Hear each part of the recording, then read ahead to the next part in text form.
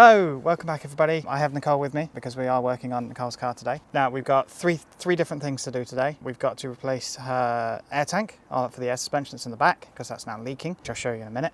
We've got to fit a rear wing that I bought her for her birthday that was months ago and we haven't got around to doing it yet. We'll not mention that.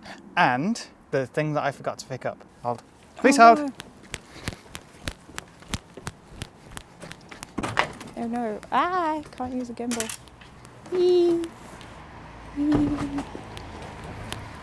Is she pretty? Left or unsupervised with the camera. 3D printed spaces. Now you've seen these in the thumbnail. We are not leaving these on the car permanently. Quick caveat there. This is for test fitment only. So you wanted a little bit more fitment with your, I can see it sinking. Wanted a little bit more fitment with your wheels. I think if I remember correctly, you wanted arch to wheel. Is that the fitment you wanted? There or thereabout. Okay. As you can see currently, we're almost there on the front. We just need to space it out a little bit more because there is... I mean, the tyre is sat on the arch here, but you want to close that gap to here, just a little bit. And I think spacing it out a little bit will help. But we might have to roll the arch, trim the arch, do something else. But we're going to test with these 3D printed spaces just to see what sort of room we've got. The back is where we've got room for improvement. As you can see, there's quite a lot of gap here. So you can see there's a lot to bring the wheel out. We've got a 5mm, that's the smallest. We've got a 10mm as well, but we can do a slip-on with the 10 and the 5 together to make 15, and then a 20mm as well. I'm not sure if this will work. I don't know how much thread is on these studs, so we might have to abandon this one. But if there's at least 3 full turns, and the fact that we're not driving anywhere on these spaces, I think it'll be fine. It's like I say, it's just for test fitting only. We're not going to drive anywhere on these. This was just to take the guesswork out of working out what spaces she needs to buy. So we're going to start with these, and then we'll do the tank and the rear wing.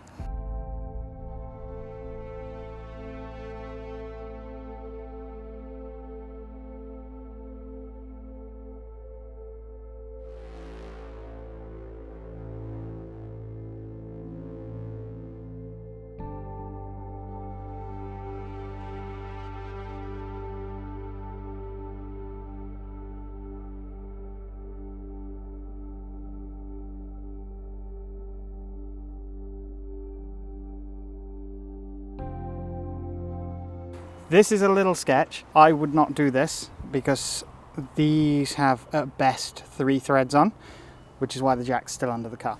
As you can see, the fitment is better. What do you think? Do you think, because this is 10mm, so 5 barely made a difference. I can still get my hands between the arch and the tyre. This is obviously your car. What do you think? I might say 15. Yeah, I think 15 is the way to go here. And it's also at this point, you can see how little thread we've got there. I would get hub-centric spaces. I would get hub-centric spaces anyway, but the hub-centric spaces give you new studs, basically, to put your wheel nuts on. That would be what I would do here, and that's what we're going to do. So we'll order some 15s. Hopefully they'll arrive before this video goes out. If not, you'll see it sometime later in the future. But next job is the tank. So this is the tank setup we've got at the moment. You've got compressor over there, compressor over there. This is the tank, obviously purple to match the car, although the colour's not exact. But you can see it's got a few scuffs on it. And if I grab the mic, let's see if this picks this up.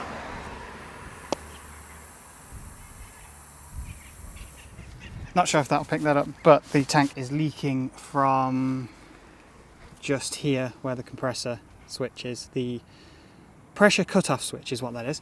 So as you can see, we've tried to wrap that up with some repair tape. That hasn't worked. Compressed air does find a way out. But while we're in here, we're going to tidy up this board that we've got at the back. So because we have limited space in here, and this is essentially Nicole's daily, she wanted to keep the boot space usable. So as you can see, still got a decent sized boot. It's not massive, but You know, GT86s don't have massive boots anyway. So we mounted the compressors up underneath the floor, the rest of the wiring's underneath the floor as well, and we mounted the tank to a board up on the back. Now obviously that's wood coloured and ugly, so we've got some fabric to cover this.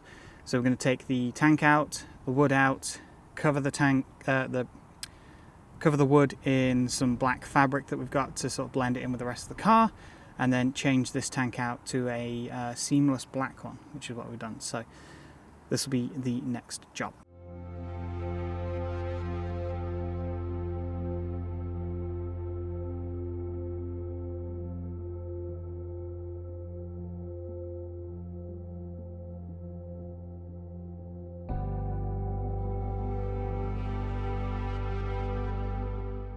That's the new tank on the board. We rushed this and the glue was still wet, so putting the screws back in kind of pulled that up, so we'll fill that in with some black Sharpie or some black paint at a later date. But this is the new tank. This shouldn't leak. It's going to look a whole lot more stealthy in the back of the boot, along with the black covered board as well. So all we've got to do now is connect everything back up, and then we can go for a test.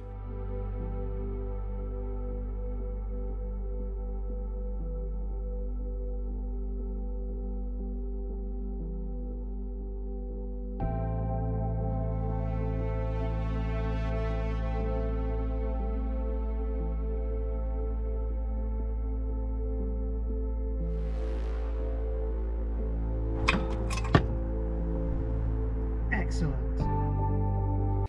Worst case scenario, this is the pressure fitting, as you can see there, 150 psi to 120.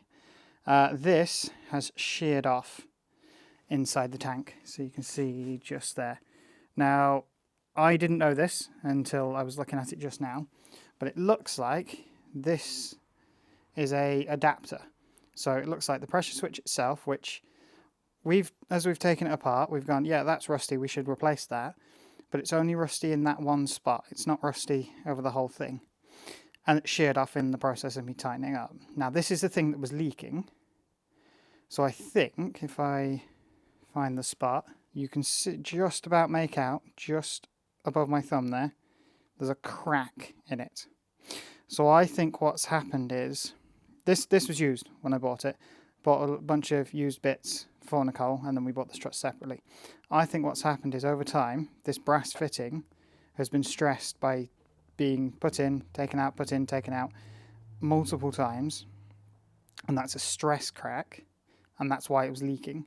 But in the process of tightening it back up, that stress crack has gone through the threads and completely sheared off in my hand.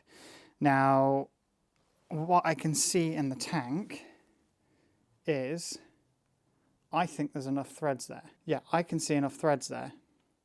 So I'm going to pop this in the vise, see if I can get that brass fitting off, and then see if that will thread into what's left of the threads. Now there's two options after that. Try and, if this will thread in and get tight, undo it and see if I can pull the threads out. Or we're going to do it. We're going to put a new pressure switch in regardless, because this one's obviously rusty. But it could well be that we thread this in and then it just doesn't leak and it's fine. But I'm going to try and get the sheared off threads out first, and we'll go from there. That was actually really straightforward. As you can see, the threads aren't rusty in here. The threads in here, they're a little green, but overall they look okay. So let's try this. It's not very easy with one hand.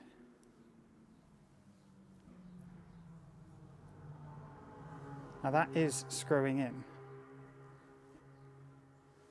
So we could, well, get away with this by just doing this. But I'm going to wind this in a few times and wind it out and see if I can get the stuck piece to come out with it.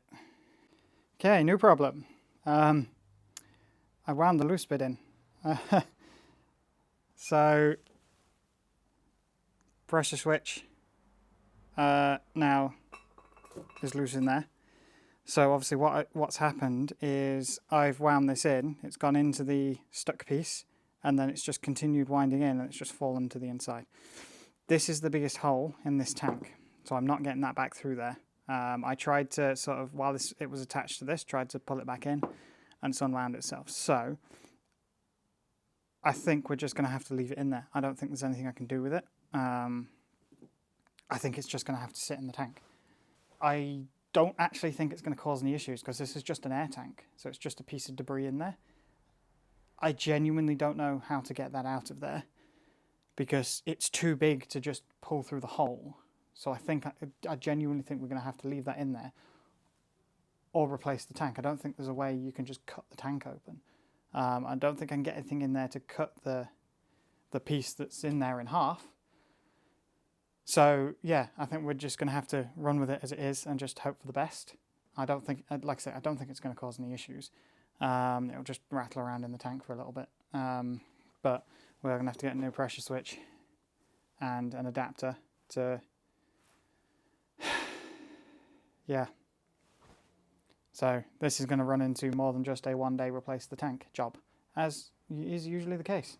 So it's been a couple of weeks since that last clip. I had to order a new part, and obviously weather's been crap, so we haven't been able to do anything. But we have a replacement sensor. We've also got a new fitting or adapter there. We replaced the fitting. There was a part on it that was rusty. I think it was just time to replace it. So new one of these. I need to PTFE tape both of these, fit them to the tank, which is just there. And this is the only thing that's stopping us finishing off the car. Now this is obviously quite annoying because we now can't move the car because the tank's here. So the car's been sat for a week. But we've got everything we need. Let's put it back together.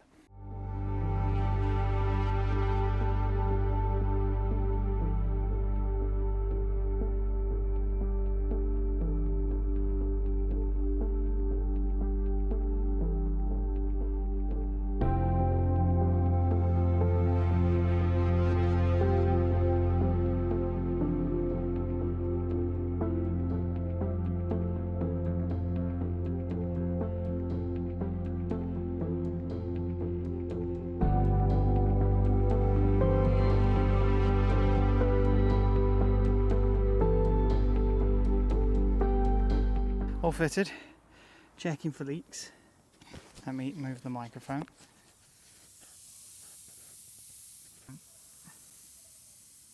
Hopefully that picks it up. But yeah, we've got a small leak, so that just needs tightening up. And then last job, put the wing on.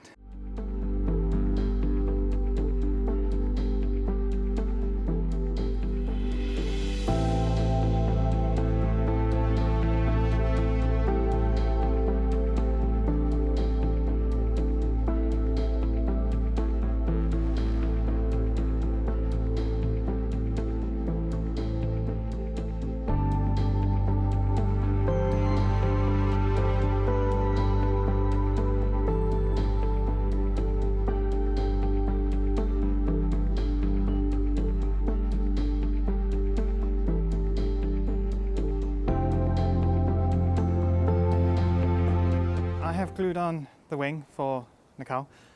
I have done it in the house, so I have kind of skipped over the process of doing that, but essentially what we've used is Sikaflex.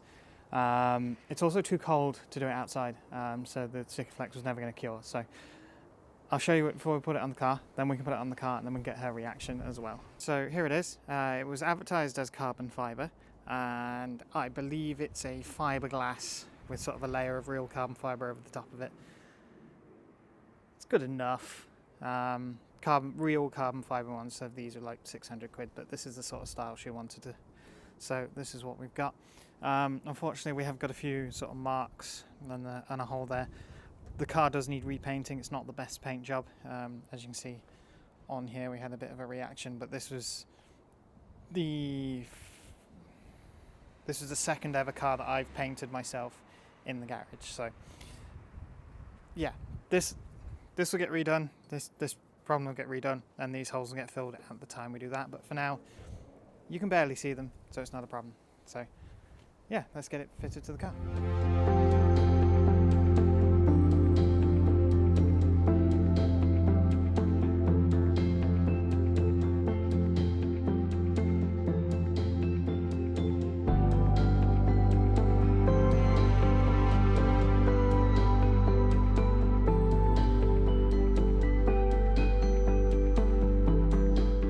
fitted, as you've seen. You're happy. It's aggressive. I like it. So let's switch the view and move the tripod out of the way and you can see it. This is pretty much exactly what you were looking for, isn't it? So Pretty much. I made a good choice in birthday present for this.